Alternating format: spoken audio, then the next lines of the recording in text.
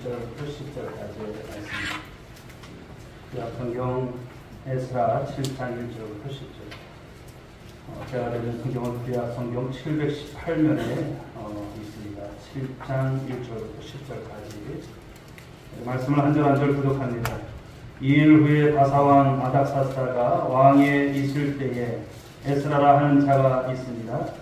그는 스라의 아들이요 아사랴의 손자요 힐기야의 증손이요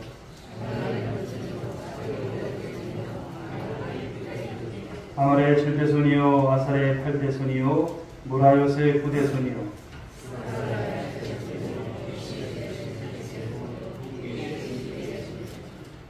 아비수아의 13대손이요 비누아스의 14대손이요 엘라살의 15대손이요 대세사상 아론의 16대손이다.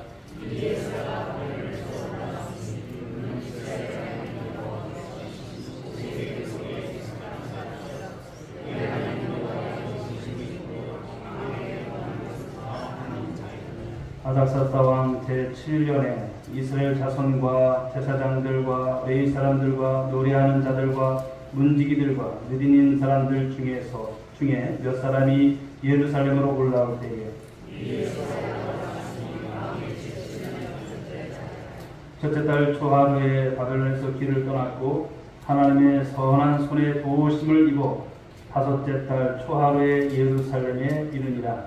에스라가 여호와의 율법을 연구하여 순행하며 율례와 규례를 이스라엘에게 가르치기로 결심하였더라. 아멘. 옆에 분과 한 번 인사하겠습니다. 잘 오셨습니다.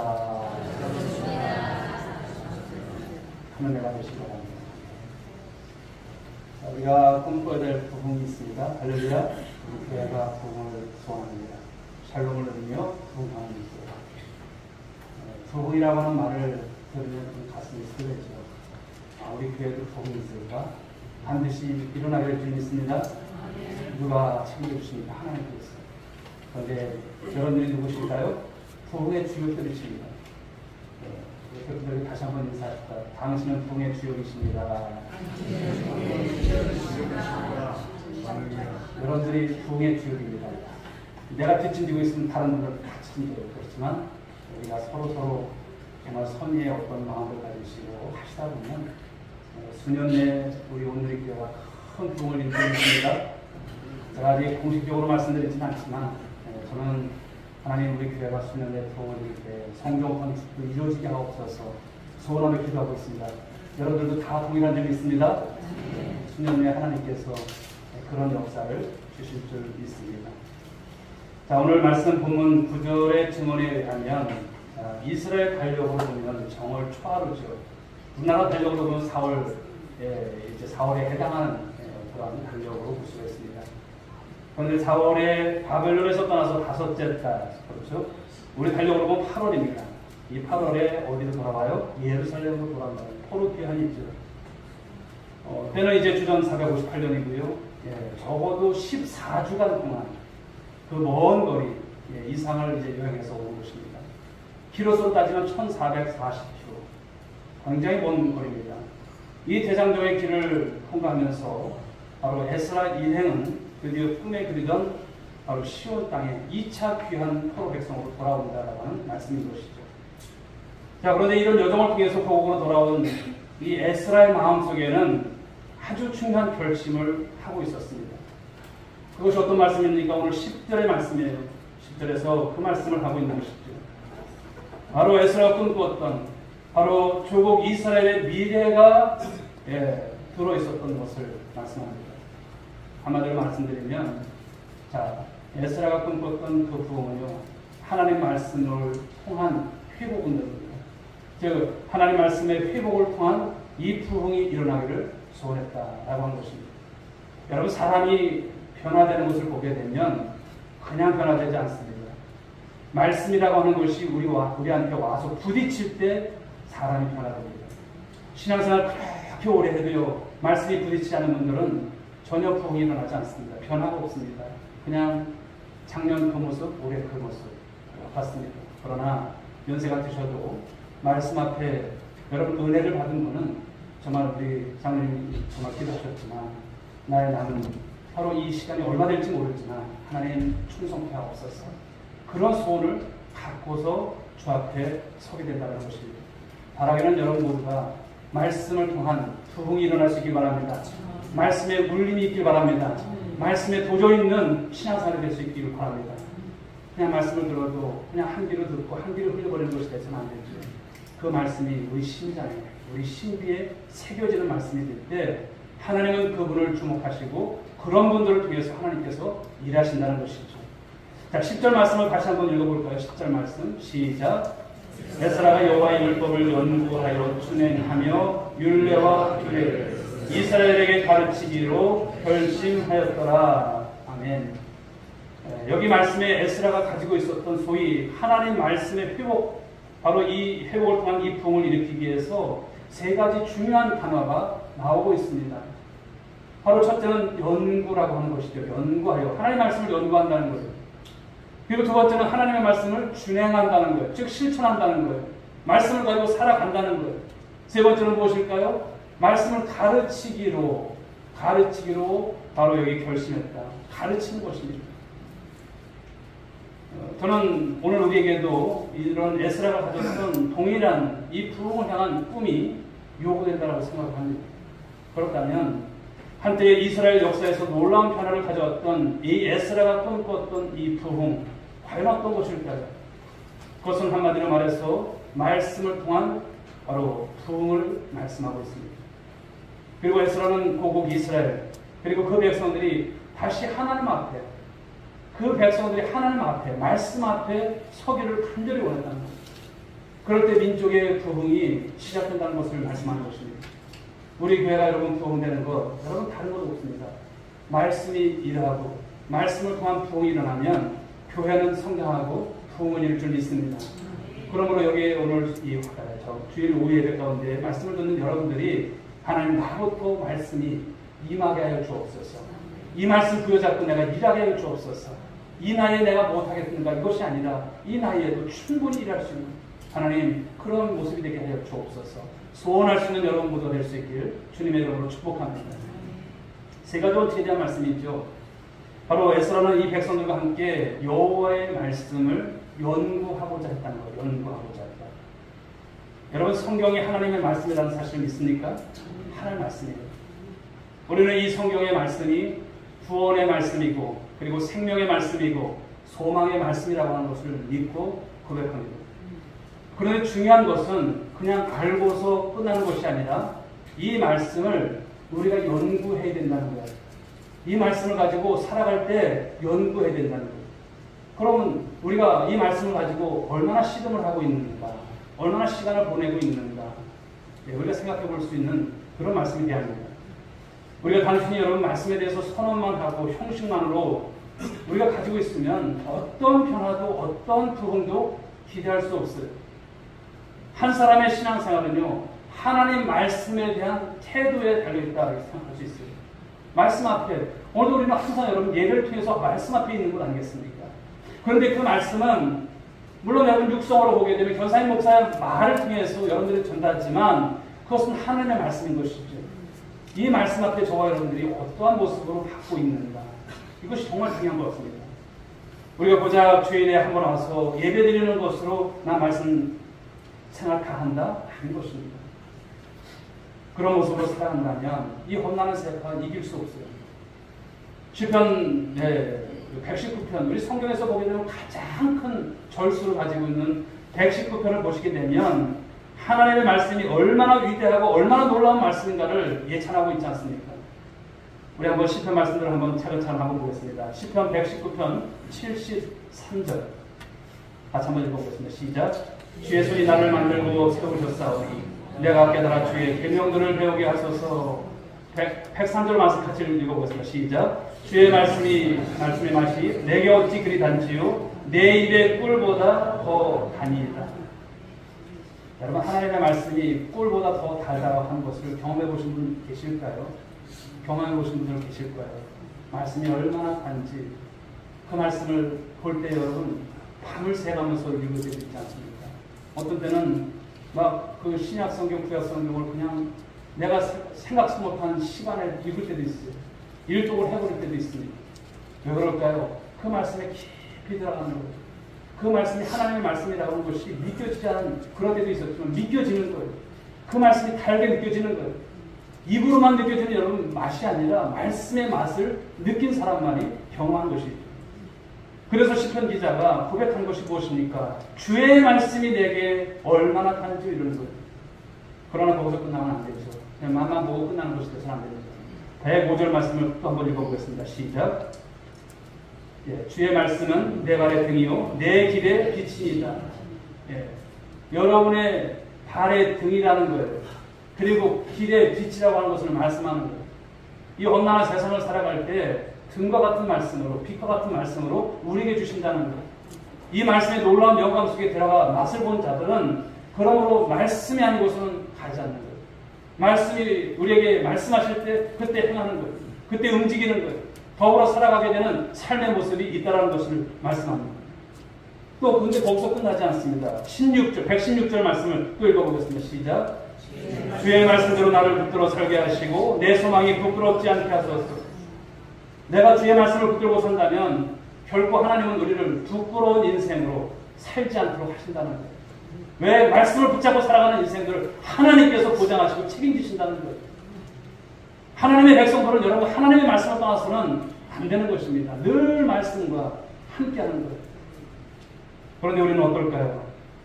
그런 말씀 앞에 우리가 진지하게 내 인생이 부끄럽지 않게 해서 그 말씀을 오늘도 붙들고 있는가, 씨름하고 있는가, 살아가고 있는가, 우리가 반성할 여지가 있죠. 사도 바울이 믿음의 아들이고 후계자인 디모데를 향해서 썼던 디모데후서 바로 2장 15절의 말씀을 보면 여러분 아주 귀한 말씀을 전하고 있습니다. 읽어보겠습니다. 시작. 너는 진리의 말씀을 옳게 분별하며 부끄러울 곳이 없는 일꾼으로 인정된 자로 자신을 하나님 앞에 드리기를 힘쓰라. 여기에 보게 되면 진리의 말씀을 옳게 분별하며라고 이렇게 나와 있습니다. 대부분의 영어 성경을 보시게 되면 이 분별하다라고 하는 이 단어가 스터디. 이 스터디로 이렇게 이제 번역이 되어 있어요. 스터디라고 하는 것은 우리 뜻으로 말하면 연구하다 그런 뜻입니다. 그런데 우리말 성경에는 왜 굳이 연구라고 하지 않고 분별하라고 했을까? 여러분 약간의 우리가 의문이 들 수 있잖아요. 바로 그것은 우리말 성경에는 좀 더 원어에 가깝게 접근하기 위해서 그렇게 번역을 했다는 거예요. 본래 원어를 보게 되면 바르게 아니면 똑바로 자른다 라고 하는 바로 그런 의미를 가지고 있어요.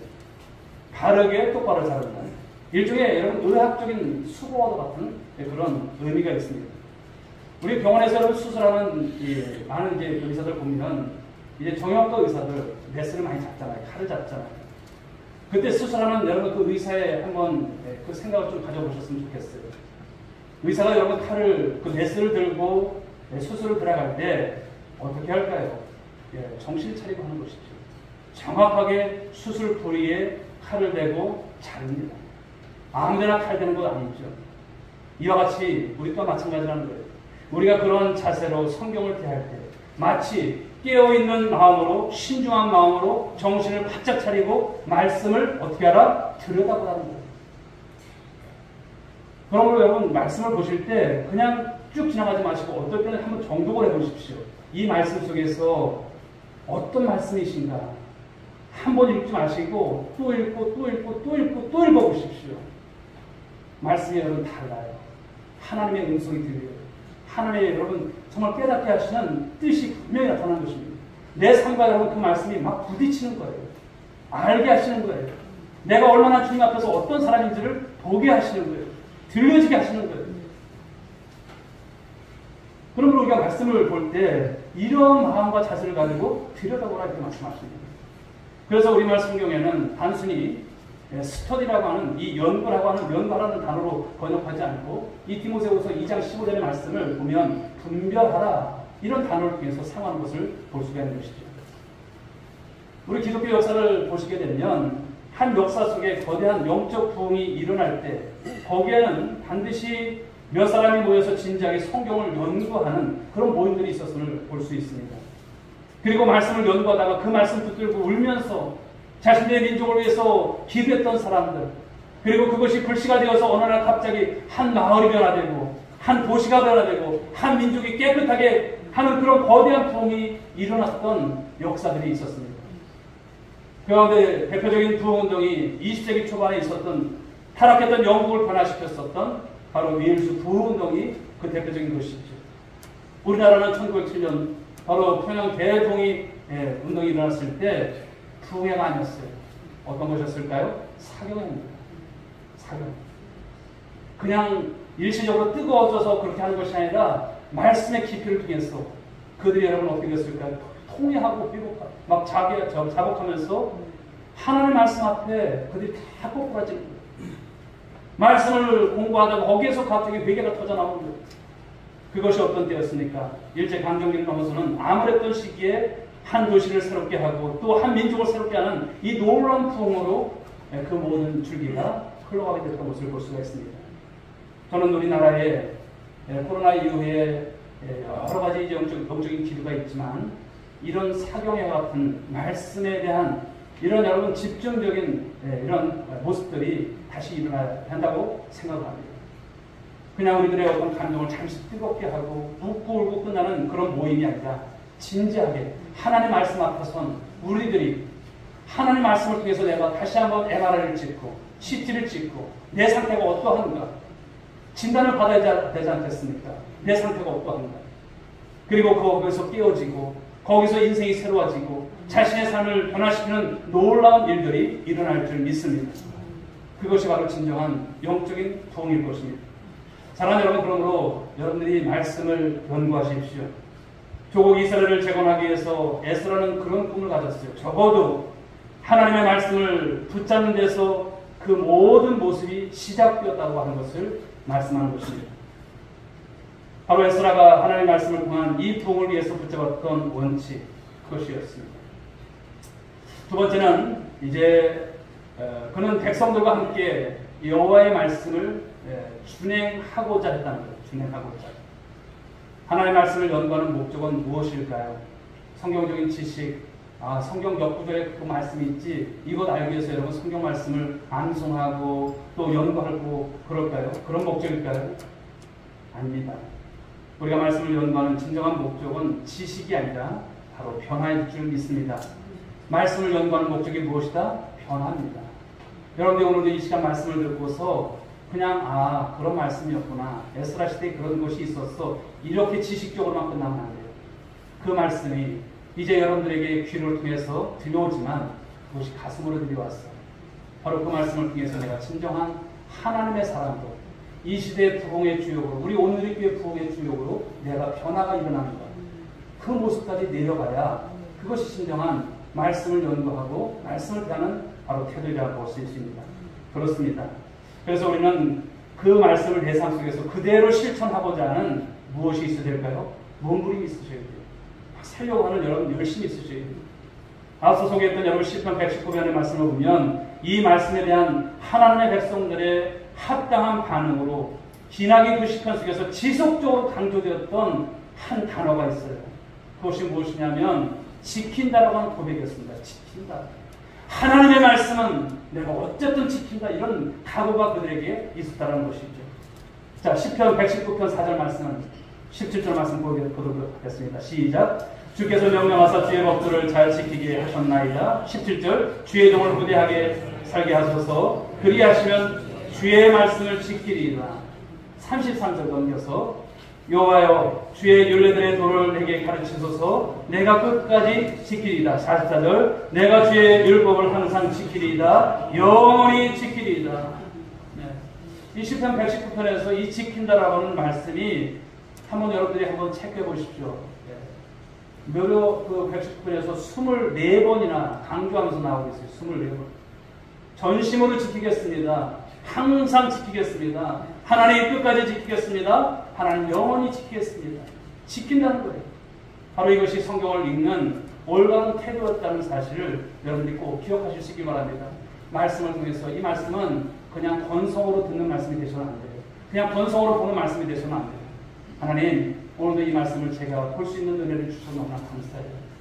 네, 여러분 어떤 분들은 그렇잖아요. 우리가 여러분 어떤 분들은 아쉬운 것들이 있지 않습니까? 몸에 이렇게 고지를 봐도 어떤 분들은 듣지를 못하는 분도 있고요. 어떤 분들은 보지를 못하는 분도 계세요. 그런데 우리가 볼 수 있다는 것, 그 봄을 통해서 말씀이 눈 안으로 들어올 때 그것을 통해서 우리가 받을 것이 무엇일까요? 하나님 이 말씀이 제게 주시는 말씀이군요. 제가 이 말씀을 지킬 수 있도록 은혜를 달라고, 그런 하나님 열심을 달라고 주 앞에서 기도하십시오. 그럼 그 말씀을 어떻게 하십니까? 하나님께서 지켜나갈 수 있도록 은혜를 베푸실 줄 믿으시기 바랍니다. 계시록 1장 3절 말씀을 보실까요? 읽어보겠습니다. 시작. 듣는 자와 그 가운데 기록한 것을 지키는 자는 복이 있나니 때가 가까움이라. 때가 가깝습니다. 지금은 여러분 이 말씀을 읽는 자, 듣는 자, 그 가운데 기록한 것을 지키는 자가 복이 있다. 지금 그런 때입니다. 즉 여러분 이것은 무엇입니까? 말씀을 한 가지 목적밖에 없어요. 왜 우리가 여러분 읽어야 되고 들어야 되고 기록한 것을 지켜야 될까요? 말씀을 준행하기 위해서라 말씀을 주시는 거예요. 실천하며 살기 위해서 이 말씀을 주신다는 거예요. 이것을 저와 여러분들이 잊지 않을 때 비로소 하나님의 말씀은 저와 여러분에게 축복이 될 줄 믿으시기 바랍니다. 능력이 된다는 것입니다. 그리고 그 말씀은 우리의 삶을 바꾸는 위대한 변화의 출발점이 될 거예요. 어떤 분들은 오늘 이 말씀이 오늘 출발점이 되셔야 돼요. 우리가 여러분들 각오를 하지만 늘 주님 앞에서 하나님 오늘 저는 이렇게 살겠습니다. 하지만 또 지나치고 또 잊어버리고 그렇게 살잖아요. 그런데 다른 것은 좀 잊어버리셔도 말씀을 가까이 하시고 그 말씀을 여러분들이 살펴보시면서 하나님 이 말씀이 저에게 임하게 하여 주옵소서. 이 말씀대로 살아갈 수 있도록 도와달라고. 늘 말씀과 함께 삶을 살아갈 때 준행할 수 있는 은혜를 위해서 기도하십시오. 여러분 이 말씀을 가지고 살 때 하나님은 저와 여러분을 통해서 일하실 겁니다. 우리 교회 가운데 이 민족의 여러분의 가정에 여러분의 자녀들의 모든 시작의 출발점, 여러분들이 오늘 말씀을 가지고 어떻게 살아가느냐에 따라서 달라진다. 그렇습니다. 말씀 몇 자, 성공 몇 절 암송한 것이 끝이 아닙니다. 그거 암송하지 못해도 괜찮아요. 그러나 말씀을 보실 때마다 그것을 가지고 어떤 키워드가 있잖아요. 가령 여러분 내가 오늘 전도라고는 이 전도라고는 말씀을 받았잖아요. 그럼 이 말씀을 가지고 사는 거예요. 살아가려고 하는 거예요. 준행하기 위해서. 그럼 하나님은 은혜를 주세요. 누군가를 만나게 하시고 기도라는 말씀을 받았어요. 그러면 어떻게 됩니까? 그냥 가다가도 기도하고 어느 상황 속에서도 기도하는 거예요. 그런데 하나님은 기도는 무엇입니까? 기도는 여러분 반드시 하나님의 응답이 있잖아요. 그 기도를 붙잡고 살려고 하는 사람에게 하나님께서 난 너 모른다 하시지 않습니다. 그러므로 말씀이 임할 때 외면하지 마십시오. 말씀을 가지고 살아가려고 하십시오. 그러면 하나님 안에서 여러분들을 통해서 하나님께서 크게 역사하실 줄 믿으시기 바랍니다. 자, 세 번째 말씀입니다. 오늘 에스라는 백성들에게 여호와의 말씀을 가르치고자 했다는 거예요.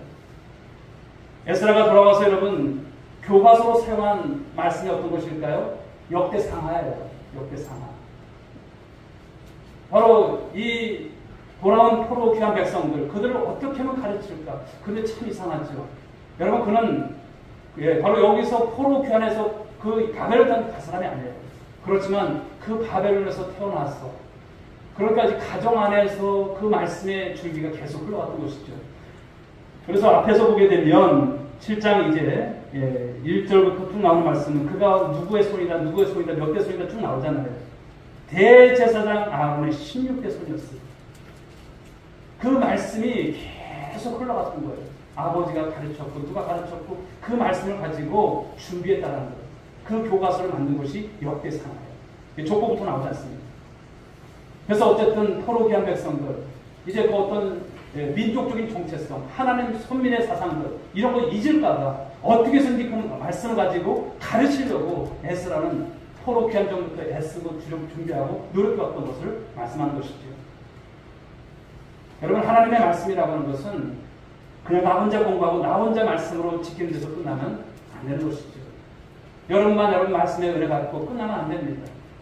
이 말씀이 적어도 나에게 구원을 주었고 이 말씀이 나에게 복을 주었고 이 말씀이 나에게 소망이 되었다고 한다면 그 고백을 가지고 산다면 동일하게 지금도 여러분 구원이 필요한 사람들에게 생명이 필요한 사람들에게 오늘도 소망을 입고 살아가는 많은 사람들에게 이 희망의 말씀을 나누어줘야 될 책임이 누구한테 있을까요? 저와 여러분에게 있는 거예요. 그 말씀을 가르쳐야 되는 거예요. 우리 자녀들 생각하면 어떨까요? 자녀들 생각하면 참 가슴이 먹먹한 분들도 계시잖아요. 나는 나이는 점점 들어가고 이제 주님께서 부르실 날이 점점 가까우는데 우리 자녀들 어떻게 해야 될까? 사랑하는 여러분, 늦었다고 생각하지 마십시오. 지금이라도 여러분들 자녀들을 위해서 여러분들이 눈물을 흘리셔야 되는 거예요. 그 자녀들을 위해서 말씀을 가르치셔야 되는 거예요. 그러면 눈물의 기도를 통해서 그 가르친 말씀은 절대 떠나지 않습니다. 반드시 하나님께서 돌아오게 하세요. 에사를 쓰셨던 것처럼 하나님께서 믿음의 일꾼들로 사용하실 줄 믿으시기 바랍니다. 그래서 에스라는 이 말씀을 가르치기로 결심하고 그 험난한 여정의 길을 올랐던 것이죠. 그리고 사랑하는 조객에게 바로 이 하나님의 말씀을 가르치겠다고 하는 이 결심을 하고 고국으로 그 포로기안의 긴 여정을 옮겨왔다는 것입니다. 그래서 10절 말씀을 다시 한번 보겠는데 다시 한번 읽어보겠습니다. 10절 말씀 시작.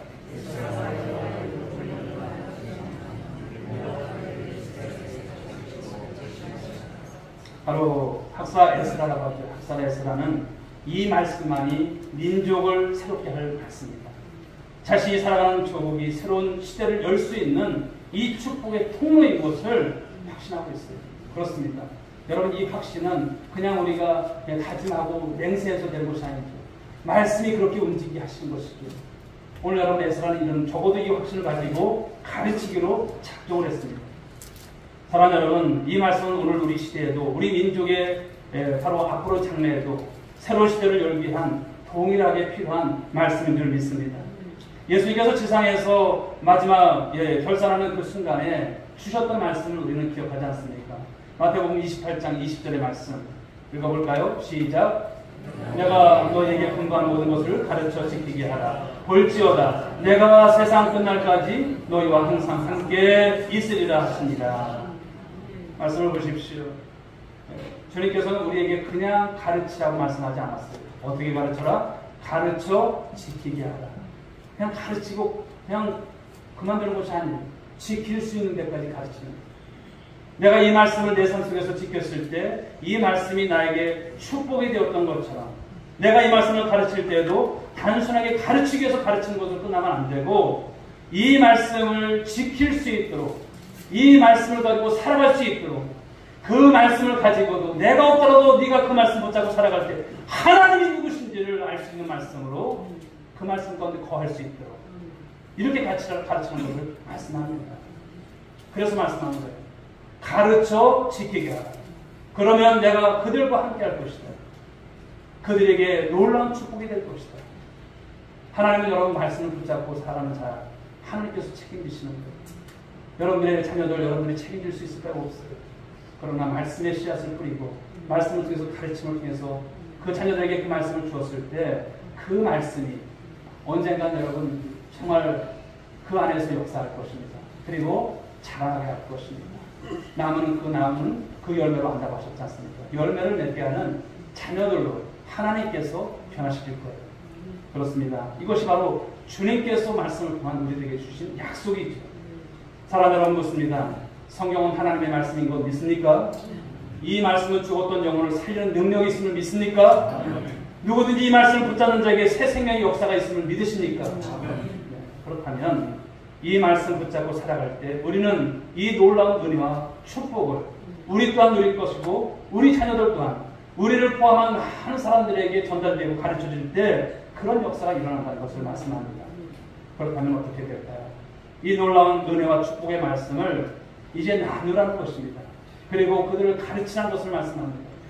저는 우리 교회가 참 다 기도 제목입니다만 다음 세대의 부흥을 우리가 소원하고 또 아이들이 말씀 안에서 자라가고 또 이 아이들이 자라서 우리 교회가 또 젊은 일꾼들로 세워지고 교회가 이런 기둥과 같은 역할들을 할 수 있는 이런 귀한 일꾼들이 많이 많이 세워졌으면 좋겠습니다.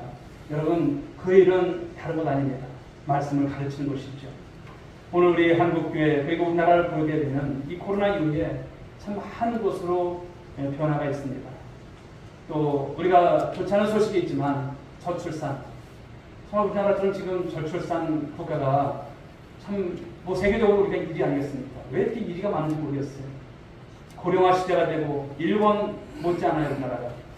또 권위가 무너진 시대 이런 학교에서 교권이 이런 어떤 선생님들의 그 지위, 어떤 교권의 이런 분들 또한 문제인 것이죠.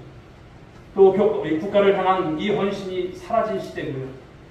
또 개인의 이익 추구가 극에 달한 시대. 또 그런가 하면 영적으로 무기력한 한국교회 어떻게 앞으로 전개될지, 어떻게 나가될지 참 모를 그런 시점에 있습니다. 신문을 보니까, 우리 기독신문에 보니까 정말 많은 교회들이 어려움을 갖고 있는 그런 모습입니다. 교회들도 줄었고, 또 자립적 교회가 점점 이렇게 이제 축소가 되고, 성도들이 떠나다 보니까 미자립 교회가 되고, 미자립 교회로 늘어가는 그런 추세를 볼 수가 있는 거예요. 농어촌 교회 역시 우리가 잘 알겠지만 고령화의 그런 여러 모습을 한번 볼 수 있는 것입니다. 이런 모습 속에서 교회가 가장 시급하게 중요하게 여겨야 될 것이 무엇인가 라고 하는 것에 여러분 우리 도달할 수 있지 않겠습니까? 즉 말씀 앞에 교회는 서야 할 점이 있습니다. 말씀에 의한 영적 부흥이 일어나야 한다는 것입니다. 그렇습니다. 폐허가 되었던 이 조국 이스라엘이 다시 한번 그 역사 앞에서 우뚝 일어나기 위해서 하나님의 말씀의 회복을 통한 이 부흥이 반드시 일어나야 한다는 이 꿈을 꾸었던 이 에스라의 비전이 우리 교회 가운데도 일어날 줄 믿습니다. 말씀에 대한 여러분 비전을 갖고 이 일 가운데서 우리가 쓰임받아야 할 줄 믿습니다. 오늘처럼 영적으로 암울한 이 시대에 말씀 속에서 하나님의 음성을 듣고자 한다면, 그리고 기도할 수 있다면, 저는 우리들의 영혼이 다시 살아나는 이 놀라운 부흥을 경험하게 될 줄 믿습니다. 그렇습니다. 말씀이 일하는 교회, 말씀의 소원을 갖고 행하는 교회, 말씀에 여러분 가르치기를 우리가 쉬지 않는 그런 교회가 되는 것, 우리 함께 소원하시고 함께 기도했으면 좋겠습니다. 여러분 한 분이 한 분이 살아나는 것, 말씀으로 인해서 변화가 일어나고 살아나게 될 때 여러분의 가정이 변화되고 살아납니다. 여러분의 자녀가 살아납니다. 그 말씀에 대해서 우리가 여러분 뜨거우셔야 돼요. 말씀을 가까이 하셔야 돼요. 여러분 그것이 잘 안 된다면 시편 119편을 계속 한번 읽어보십시오. 한 주간 계속 묵상해 보십시오.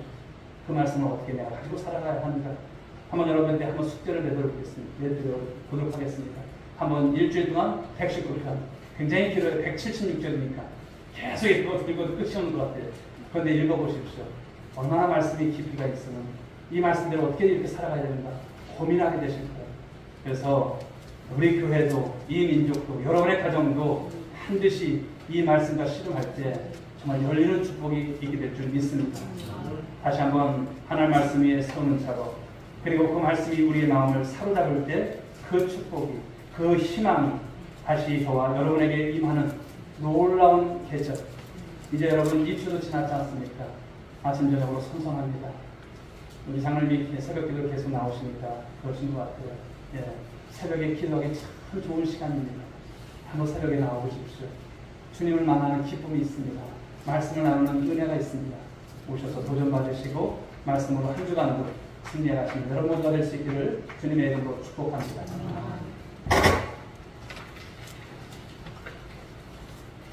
찬송 드리겠습니다. 찬송가 347장 347장입니다.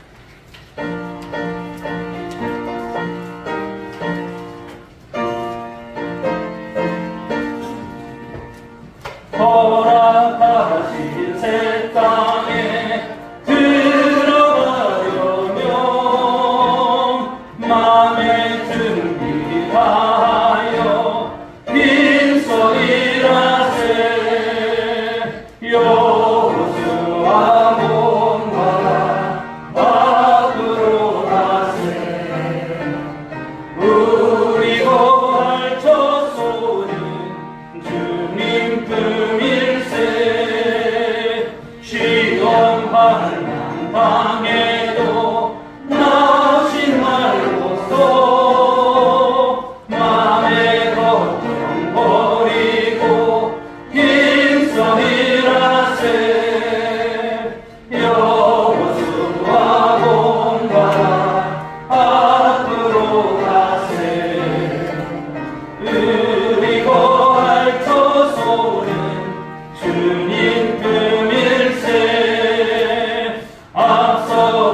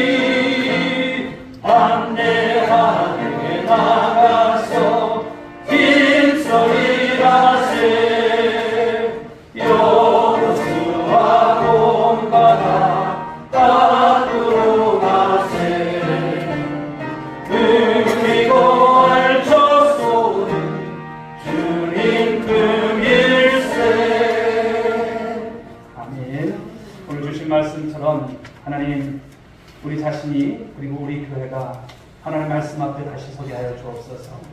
말씀을 통해서 연구하고 또 말씀을 통해서 이제 그 말씀을 준행해 나가게 하시고 또 말씀을 가르치는 하나님 이 일들이 하나님 오늘부터 다시 시작될 수 있게 하여 주옵소서.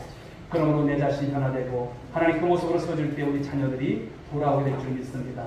우리 교회가 하나님 수련의 큰 부흥을 이룰 줄 믿습니다. 우리가 꿈꾸는 하나님 이 부흥이 우리가 꿈꾸는 부흥으로 끝나지 않고 하나님께서 말씀을 통해서 우리 교회 가운데 그런 부흥의 역사가 일어날 수 있도록 인도해달라고 위에서 기도하시고 특별히 지체 연약함을 보면서 우리 성도들 우리 함께 기도하실 때 우리 김성준 장로님, 우리 송원우 지사님, 우리 하나님 주경자 권사님, 우리 주님께서 치료하여 주옵소서.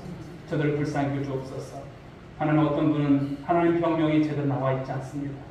하나님께서 기적을 베풀어 주셔서 듣게 하시고 보게 하시고 모든 혈관들이 온전하게 하여 주옵시고 모든 암세포들이 하나님 녹아지게 하여 주옵시고 하나님 이제 하나님의 전무한 역사가 합심 기도를 통해서 그 위력이 나타날 수 있도록 역사해달라고 이 시간 우리 주여 삼창 부르시면서 기도합니다. 주여 주여 주여. 하나님 아버지 거룩한 또 이 오늘 가운데 또 말씀의 은혜로 또 함께 해주신 것 감사합니다.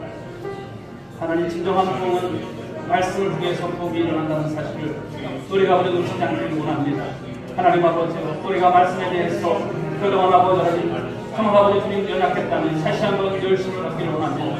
말씀을 날마다 우리가 분별할 수 있는 은혜를 주옵소서. 연구할 수 있게 하여 주옵소서. 또 말씀을 아버지 보는 것으로 듣는 것으로 끝나지 않게 하시고 하나님 말씀을 우리 삶의 아버지 순간순간 모든 아버지 상황 속에서 적용하고 또 아버지 주님 우리가 그 말씀대로 준행해 나갈 수 있도록 인도해 주시옵소서. 하나님 아버지 그 모습을 하나님께서 보십니다. 그 모습을 우리 자녀들이 봅니다. 하나님 아버지 우리가 아버지 주님 오늘 그 말씀이 없는 상태에서 하나님 아버지 이 모양 저 모양으로 아버지 쓰러지고 넘어지려고 하는 것이 아니라 하나님 말씀의 경험을 통해서 말씀을 통하는 승리가 있게 하여 주옵소서. 또 아버지 말씀 가르치기를 아버지 힘써하고 있습니다. 하나님 아버지 지키게 하라 말씀하셨습니다. 가르쳐 지키게 하라. 하나님 말씀은 떠나지 않습니다.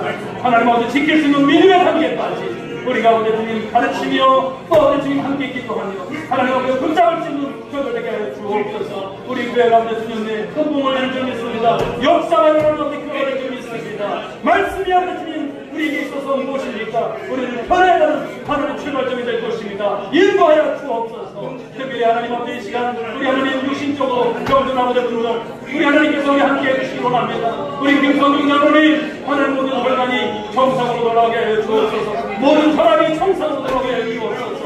하나님 아버지 MR을 통해서 하나님 보게 있는 아버지 주님 그 어떤 것이 하나님 아버지 수술을 통해서 하나님 아버지 깨끗이 제거될 수 있도록 인도해 주옵소서. 우리 주경자 권사님 주님께서 함께 해주셔서 하나님 아버지 모든 암세포들 하나님 아버지 주님께서 녹여주시옵소서. 피로는 손으로 안수하실 때에 제거될 수 있게 하여 주옵소서. 그러므로 아버지 주님 이 공항이 인연하여 주 앞에 온전히 쓰임받는 하나님 아버지 쓰임받는 인생 될 수 있도록 축복해 주옵소서. 우리 성원호 제사님 함께 해주시옵소서. 하나님 아버지 피가 하늘입니다. 하나님 아버지 어지럼증이 계속되고 있습니다. 하나님 의 가운데 있면서 기도를 하지만 하나님 아버지 너무 안타까운 가운데 있습니다. 하나님 아버지 방법이 없는 하나님 아버지 정확한 진단을 아버지 주님 받지 못하고 있는 상황이 있습니다. 하나님 몸은 힘나고 있습니다. 하나님 저의 마음을 붙들어 주시옵소서. 하나님 살아계시는 아버지 할게요. 우리 하나님께서 불쌍히 여주옵소서. 하나님 아버지 얼마나 탈북했으면 아버지 오늘도 아픈 중에도 하나님 예배 자리에 나왔겠습니까? 하나님 불러주셔서 하나님이 아버지 훗날에 하나님 아버지 오늘의 이 모든 기도가 결코 헛되지 않으면 하나님께서 부르시고 하나님께서 치료해 주심을 간증할 수 있는 귀한 날로 하나님 축복하여 주옵소서. 사랑 많으신 예수님의 이름으로 기도 올리옵나이다. 아멘.